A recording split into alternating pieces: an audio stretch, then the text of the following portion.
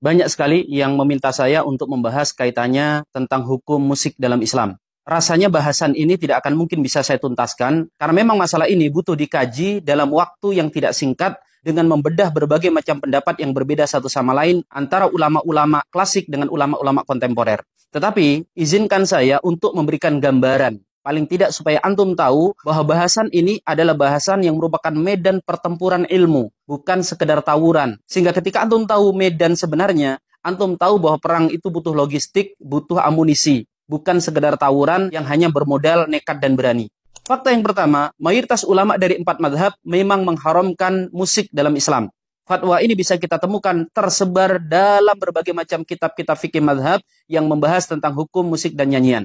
Yang kedua, bahkan ada klaim ijma dari sebagian ulama yang menyatakan bahwa seluruh ulama kaum muslimin itu telah bersepakat bulat akan keharaman musik. Klaim ijma akan keharaman musik ini dinyatakan diantaranya oleh Al-Imam Ibnu Rajab Al-Hanbali, kemudian dinyatakan juga oleh Al-Imam Ibnu Qudamah.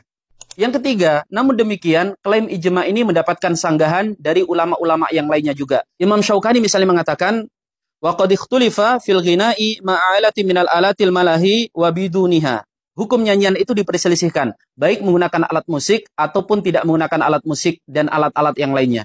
Yang keempat, alat musik itu ada berbagai macam ragam. Di sini pun ulama berbeda pendapat dalam menghukuminya. Bahkan kalau kita buka dari sebagian ulama yang membahas tentang masalah ini, mereka masih memerinci tentang hukum musik. Al-Imam Ibnu Jama'ah dalam kitab beliau Al-Ittihab membagi hukum musik itu menjadi 8 bagian.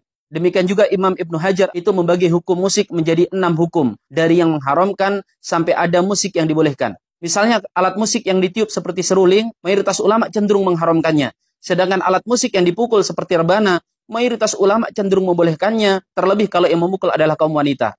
Fakta yang kelima, sebagaimana mayoritas ulama klasik, khususnya ulama-ulama madhab, mengharamkan musik, sebaliknya ulama-ulama kontemporer tidak sedikit, bahkan diklaim sebagai mayoritasnya, membolehkan hukum musik yang tidak mengandung unsur keharaman. Yang keenam, kaitannya dengan fakta yang kelima, karena memang musik itu secara umum bisa diklasifikasikan menjadi 2. Ada musik yang berisi kesia-siaan, bahkan mengandung kemaksiatan. Ada musik yang digunakan untuk mengiringi nasyid yang intinya mengajak kepada ketaatan, semangat untuk berjihad, atau minimal berbicara tentang hal-hal yang mubah. Sehingga para ulama kemudian menjadikan bahwa fakta-fakta ini sebagai pertimbangan untuk menghukumi musik. Jika musik itu melahirkan keharaman, maka hukumnya haram. Jika musik itu melalaikan, maka hukumnya makruh. Tetapi kalau musik itu berisi tentang hal-hal yang bermanfaat, maka hukumnya bisa dibolehkan. Yang ketujuh, ulama-ulama yang membolehkan mendengarkan musik, itu bukan berarti menyuruh agar umat Islam itu menikmati musik, apalagi mendengarkan nyanyian yang haram. Tetapi mengharamkan sesuatu yang mubah, apalagi dipandang bahwa ini adalah ijma, itu bukan perkara yang ringan. Menyelisih sesuatu yang diharamkan secara ijma, itu bukan hanya menjatuhkan kepada dosa besar, bahkan bisa dihukumi murtad. Misalnya, ulama ijma tentang wajibnya sholat 5 waktu.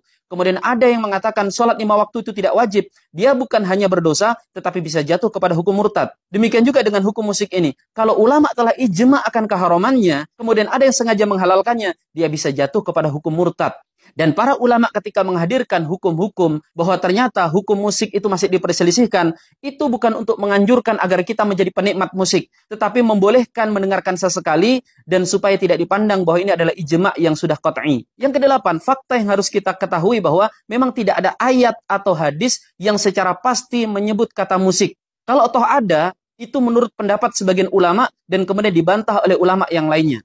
Misalnya penafsiran Ibnu Abbas atas sebuah ayat bahwa ayat ini berbicara musik, ini adalah penafsiran yang diterima oleh sebagian kalangan dan kemudian ditolak oleh ulama yang lainnya. Demikian juga dengan hadis-hadis Nabi SAW yang berbicara tentang musik, itu juga dianggap masih memiliki dalalah hukum yang berbeda. Kita perlu ketahui bahwa para ulama itu berbeda pendapat tentang hukum musik dan nyanyian dalam perbedaan yang sangat tajam. Ada yang mutlak mengharamkan nyanyian dan musik. Kemudian grade di bawah itu ada yang membolehkan nyanyian yang tanpa musik. Kemudian ada yang ketiga yang mengklasifikasikan jenis alat musiknya. Kalau yang dipukul, maka itu boleh. Tetapi kalau yang ditiup, dipetik, itu tidak boleh. Kemudian di bawah itu ada yang membolehkan nyanyian dengan alat musik, meskipun dengan dipetik. Kemudian di bawahnya itu ada yang membolehkan bukan hanya yang dipukul, dipetik, tetapi juga ditiup. Termasuk nanti ada ulama yang mengklasifikasikan bahwa nyanyian itu boleh dan tidak boleh dari isinya. Kalau mengandung nasihat atau memompa semangat untuk berjihad, maka itu hukumnya boleh. Tetapi kalau mengandung unsur kesia-siaan, apalagi mengajak kepada kemaksiatan, maka hukumnya haram. Dan berbagai macam pendapat yang lainnya. Kalau kita menyatakan, kan yang lebih selamat menjauhi musik. Ya, yang benar seperti itu. Tetapi dalam kehidupan bersama, cara beragama yang selamat itu bukan hanya ketika kita memilih pendapat yang paling unggul, yang paling hati-hati. Termasuk bentuk kehati-hatian dan keselamatan dalam beragama, kita tidak mudah menghukumi sesat, salah, haram, untuk sesuatu yang masih diperbeda pendapatkan. Dan sikap seperti ini juga hanya mungkin bisa kita lakukan kalau kita memiliki wawasan yang luas atas perbedaan pendapat di kalangan para ulama.